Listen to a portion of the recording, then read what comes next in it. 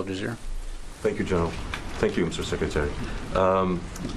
The International Criminal Court prosecutor today announced he's requesting arrest warranties against Prime Minister Netanyahu and of Israel and your counterpart, Mr. Gallant, over accusation of war crimes and crimes against humanity in Gaza.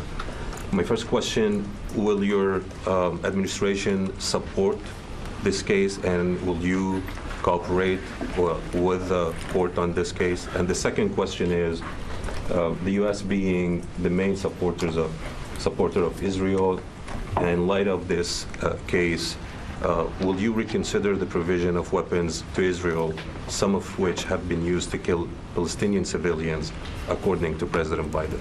Thank you.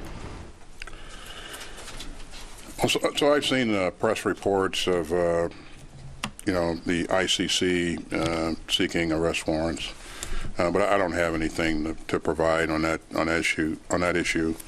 Again, our focus continues to be on providing Israel what it needs to defend itself. That's been our focus from the very beginning, and as President Biden has said a number of times, our support to Israel remains ironclad. I think it's important to reflect back to how this got started. This brutal attack on October 7th, a number of Israeli and American civilians were killed in that assault, in that terrorist attack. There were over 230 hostages taken. Half of those hostages remain in custody. And so, again, our focus remains on providing support to Israel in its efforts to defend itself. And we very much would like to see the hostages returned safely. And in terms of the decision to provide weapons to Israel, again, I won't engage in any type of speculation going forward, but again, my hope would be that we do what's necessary to protect civilians in the battle space, and you'll hear me say that over and over again. I don't think the two things are incompatible.